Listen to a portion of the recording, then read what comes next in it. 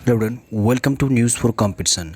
Now ये है set number 20, set number 20 है और इसमें स्टार्ट हो रहा है जीएस का क्वेश्चन 41 से। तो पहले हम लोग इसको देखने वाले हैं और आप लोग इस टेस्ट में थोड़ा सा ये टफ रहेगा सेट, तो आप लोग टारगेट रखिए 55 तक का। 80 प्रश्न है जीएस का, 80 में अगर आपका 55 आ रहा है तो आपकी जो तैयारी है ऑन एवरेज अच्छी कही जा सकती है। और अपना नीचे स्कोर ज़रूर लिखिएगा, ठीक है।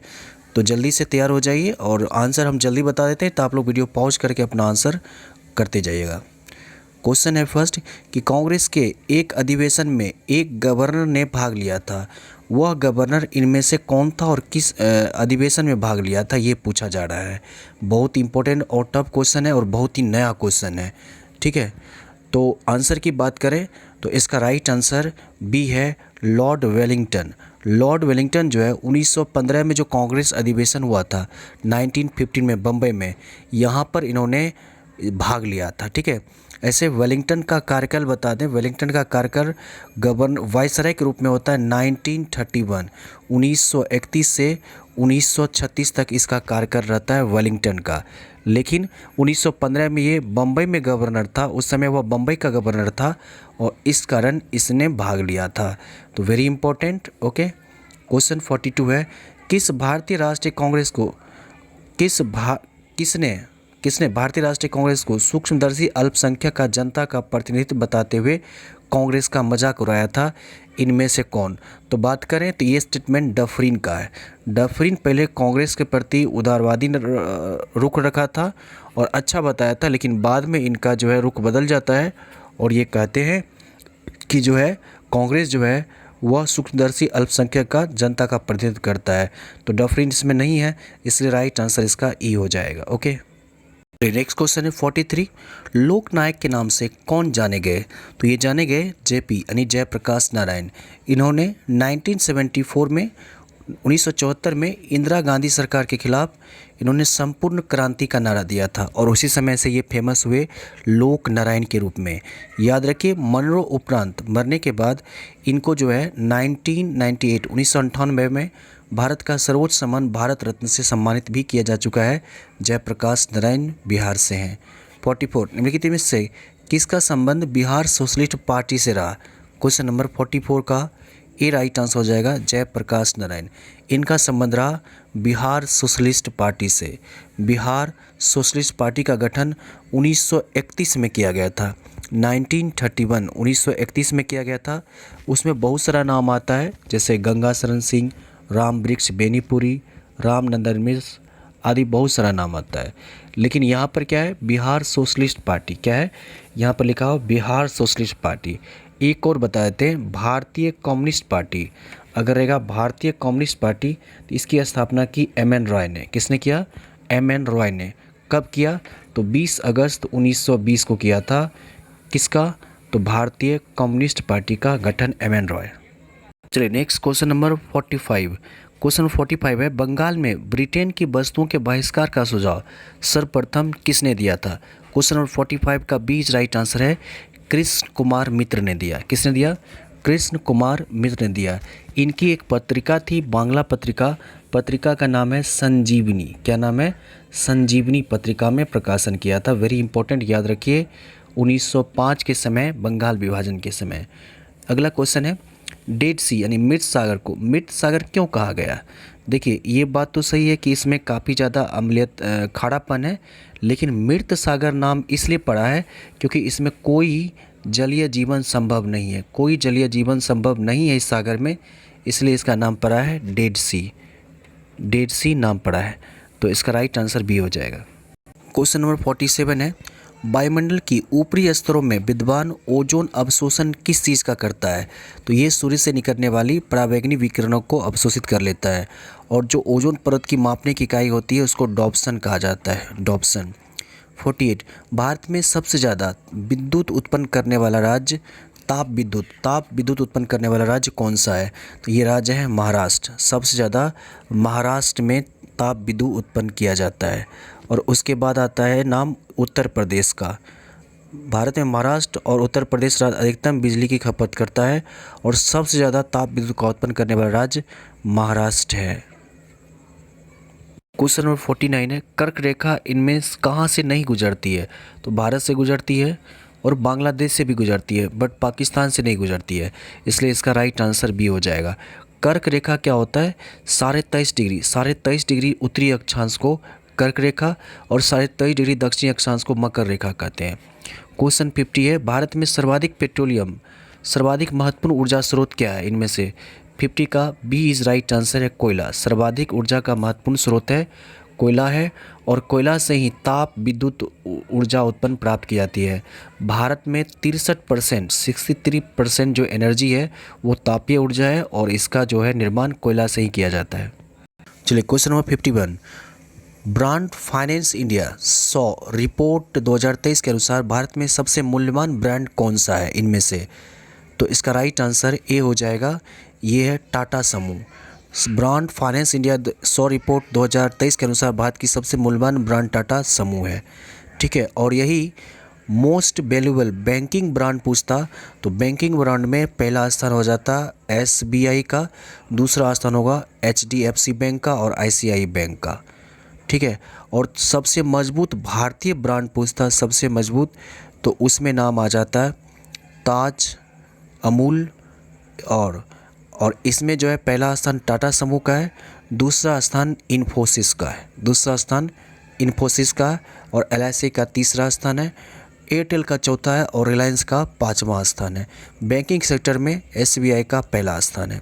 52, भारतीय प्रतिस्पर्धा आयोग CCI की पहली महिला अध्यक्ष कौन बनी है? क्वेश्चन नंबर 52 का राइट आंसर ए है रवनीत कौर। राइट आंसर है रवनीत कौर।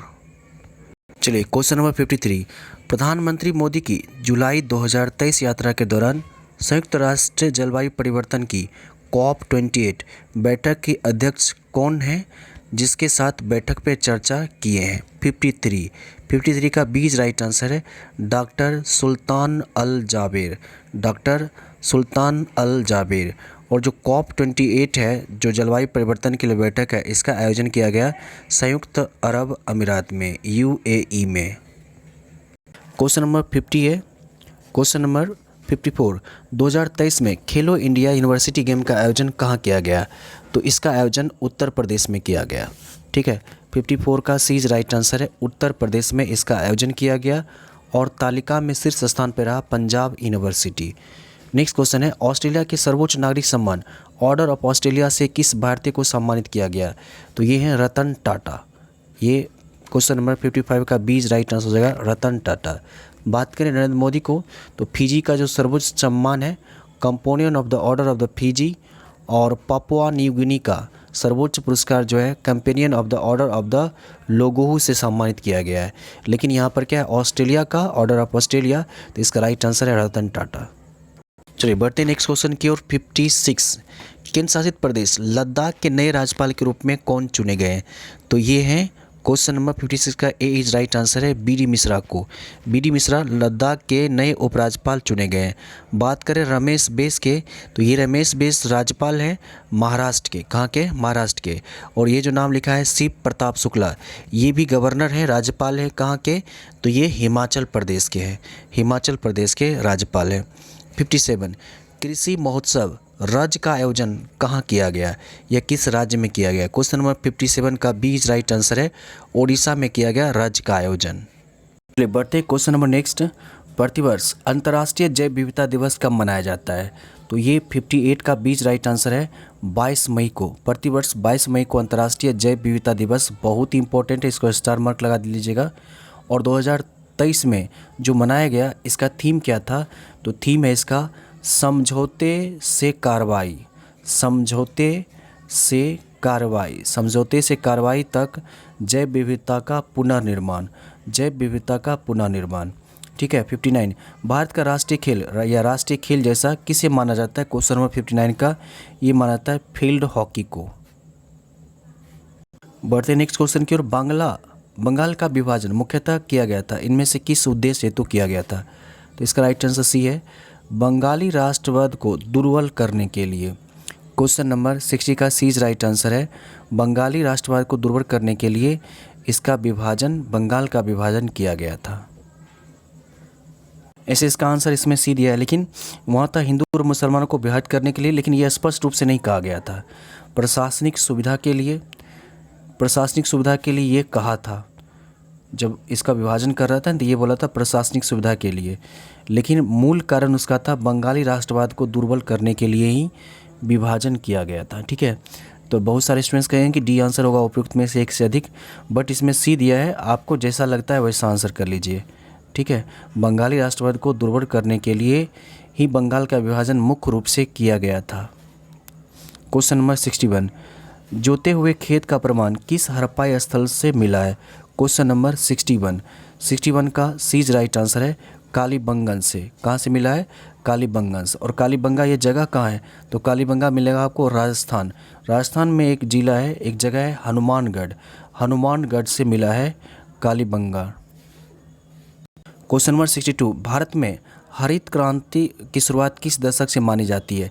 62 का बीच राइट आंसर 1960 के दशक से मानी जाती है। संभवतः 1966 से 67 के बीच में जो है ग्रीन रेवोल्यूशन भारत में माना जाता है, और भारत में हरित क्रांति का जनक माना जाता है एम एस स्वामीनाथन को माना जाता है। ठीक है, और हरित क्रांति का जन्मभूमि पूछेगा तो पंतनगर कृषि विश्वविद्यालय को माना जाता है। नेक्स्ट क्वेश्चन है, वर्ष 1920 में लाहौर से लाला लाजपत राय द्वारा कौन सा उर्दू समाचार पत्र का प्रकाशन या आरंभन किया गया था? 63 ए इज राइट आंसर है वंदे मातरम। नेक्स्ट क्वेश्चन 64 है, हड़प्पा सभ्यता का वह स्थल या पुरातन कौन सा है जहां दुर्ग तथा नगर दोनों अलग अलग प्राचीर से घिरे हुए हैं? तो इसका राइट आंसर सी है कालीबंगा, हनुमानगढ़ जिला राजस्थान में पड़ता है। इनमें से किसने प्लासी युद्ध में सिराज उद दौला से गद्दारी की थी, जिसके कारण ये इसको हारना पड़ गया था? 65 का ए राइट आंसर है मीर जाफर ने। क्वेश्चन नंबर 66, धौलावीरा डैश राज्य में स्थित है? ये पुरातात्विक स्थल कहाँ स्थित है? तो धौलावीरा आपको मिलेगा गुजरात में। इसके अलावा लोथल भी आपको मिलेगा गुजरात में। धौलावीरा और लोथल दोनों ही गुजरात में मिलेगा। धौलावीरा सैंधव सभ्यता का प्रमुख स्थल है जो 3 भागों से विभाजित है, दुर्ग है, मध्य भाग है और निचला भाग है। नेक्स्ट क्वेश्चन है, राष्ट्रीय राजमार्ग 1 इनमें से किन स्थानों को जोड़ता है? 67, तो राष्ट्रीय राजमार्ग 1 जो है दिल्ली से अटारी को जोड़ता है। तो ऑप्शन में नहीं है, इसलिए राइट आंसर ई हो जाएगा, दिल्ली से अटारी को जोड़ता है। तो यहाँ पर अटारी ऑप्शन में नहीं है, ऐसे आप लोग देख लीजिएगा अटारी कहाँ पड़ता है। हमें लगता है कि अमृतसर पड़ता है, आप लोग नीचे सर्च करके नीचे कमेंट में जरूर लिखिएगा। निम्नलिखित में से कौन सी जल संधि अंडमान और निकोबार द्वीप समूह को अलग करती है? क्वेश्चन नंबर 68 का D is right answer 10 degree channel. चलिए नेक्स्ट, भारत का पहला समुद्री राष्ट्रीय उद्यान कहाँ स्थित है? तो ये कच्छ की खाड़ी में। टेलीग्राफ पठार इनमें से किसका एक भाग है? तो इसका राइट आंसर बी है, उत्तरी अटलांटिक कटक का टेलीग्राफ पठार भाग है। नेक्स्ट क्वेश्चन नंबर 71, स्वर्णिम चतुर्भुज इनमें से किससे संबंधित है? क्वेश्चन नंबर 71, तो ये सड़क निर्माण से संबंधित है। 72, अनुच्छेद 170 के अनुसार प्रत्येक राज्य की विधानसभा में सीटों की संख्या कितनी अधिक नहीं होनी चाहिए, कितने से अधिक नहीं होनी चाहिए? तो 500 से अधिक नहीं होनी चाहिए। सी इज राइट आंसर है। नेक्स्ट है, भारतीय संविधान का कौन सा अनुच्छेद हिंदी को संघ की राजभाषा के रूप में घोषित करता है? तो ये अनुच्छेद 343 का एक है। शिक्षा को भारतीय संविधान में किस अनुसूची में रखा गया है? तो ये रखा गया संवर्ती अनुसूची में रखा गया। पहले राज्य सूची में था, लेकिन बाद में संविधान संशोधन करके 42वां संविधान संशोधन करके इसको संवर्ती सूची में डाल दिया गया है। क्वेश्चन नंबर 75 है, भारत के उपराष्ट्रपति को किसके द्वारा निर्वाचित किया जाता है? ये बहुत रिपीटेड क्वेश्चन है और कई एग्जाम में पूछा हुआ है। इसका राइट आंसर डी है, संसद के दोनों सदन के सदस्यों के द्वारा। यानी लोकसभा और राज्यसभा दोनों के द्वारा। ठीक है, तो कुछ स्टूडेंट्स को लगेगा कि संसद के सदनों और विधानसभाओं के सदस्य द्वारा, तो इसका ये आंसर डी दिया हुआ है। ठीक है, बाकी आप राष्ट्रपति के बारे में सर्च कर लीजिएगा, ये क्वेश्चन जरूर आ जाता है। तो उपराष्ट्रपति के संदर्भ में डी है, और उपराष्ट्रपति का जो पद है वो अमेरिका के उस उपराष्ट्रपति के तर्ज पर बनाया गया है। ठीक है, 76 है, भारत के वित्त मंत्री द्वारा केंद्रीय बजट कहाँ प्रस्तुत किया जाता है? ये पूछा जा रहा है, तो ये प्रस्तुत किया जाता है लोकसभा में। क्वेश्चन नंबर 77, भारत में निम्न में से कौन सा संगठन धन की आपूर्ति की निगरानी करता है? क्वेश्चन नंबर 77 का बीज राइट आंसर है भारतीय रिजर्व बैंक धन आपूर्ति की निगरानी करता है। इसकी स्थापना की गई 1 अप्रैल 1935 को, 1935 को, और इसका राष्ट्रीयकरण किया गया 1 जनवरी 1949 को। इसका राष्ट्रीयकरण किया गया। राष्ट्रीय पेंशन योजना किसके द्वारा विनियमित होता है? 78 का सी राइट आंसर है PFRDA के द्वारा। PFRDA का फुल फॉर्म है पेंशन फंड। पेंशन, P का मतलब है पेंशन, F का मतलब है fund, pension fund regulatory, R का मतलब है रेगुलेटरी, और D का मतलब है डेवलपमेंट, D का मतलब है डेवलपमेंट, और A का मतलब है अथॉरिटी। ठीक है, pension fund regulatory and development authority, PFRDA के द्वारा। ठीक है, नेक्स्ट क्वेश्चन 79 पे आ रहा है। महालनोबिस मॉडल का संबंध किस पंचवर्षीय योजना से है? बहुत रिपीटेड क्वेश्चन है, ये भी स्टार मार्क लगा लीजिएगा। तो ये है द्वितीय पंचवर्षीय योजना से। द्वितीय पंचवर्षीय योजना से याद रखिए, महालनोबिस के जन्म दिवस जो 29 जुलाई को होता है, इन्हीं के जन्म दिवस पर मनाया जाता है राष्ट्रीय सांख्यिकी दिवस। भारतीय सांख्यिकी संस्थान का कहाँ स्थित है, ये पूछा जा रहा है। तो भारतीय सांख्यिकी संस्थान है, भारतीय सांख्यिकी संस्थान का मुख्यालय कोलकाता में है। भारतीय सांख्यिकी संस्थान यानी जो सांख्यिकी संस्थान है ISI जो है, ये इसका मुख्यालय आपको मिलेगा कोलकाता में मिलेगा। इसकी स्थापना की गई 1931 में। ठीक है, नई दिल्ली राइट आंसर नहीं देना है, तो इनमें से कोई नहीं हो जाएगा, कोलकाता में। ये है भारतीय सांख्यिकी संस्थान। 81 क्वेश्चन नंबर, कौन से संविधानेतर संस्था है? तो ये है नीति आयोग। पहले होता था योजना आयोग, और अब जो है होता है नीति आयोग, 1 जनवरी 2015 से। आपदा प्रबंधन इनमें से किस सूची के अंतर्गत सम्मिलित किया गया है? 82 का सी राइट आंसर, आपदा प्रबंधन को समवर्ती सूची में रखा गया। और आपदा प्रबंधन अधिनियम कई बार क्वेश्चन पूछा हुआ है, 2005 में गठित किया गया। क्वेश्चन नंबर नेक्स्ट पे आ जाइए। 1916 के लखनऊ समझौते में नरमपंथी भारतीय राष्ट्रीय कांग्रेस के उग्र सुधारवादी और डैश के लिए संयुक्त राजनीतिक मंच प्रदान किया गया। 83 का सी राइट आंसर है मुस्लिम लीग के लिए भी। इसमें क्या हो कि 1907 में जो अलग हो गया था ना, तो 1916 में साथ हुए थे, और मुस्लिम लीग को भी साथ लाया गया था। तो इसलिए राइट आंसर सी है। क्वेश्चन नंबर 84 पे आ जाइए। जर्मनी के कुल इस्पात का उत्पादन लगभग कितना है? 80%। इसके डैश क्षेत्र पर निर्भर होता है।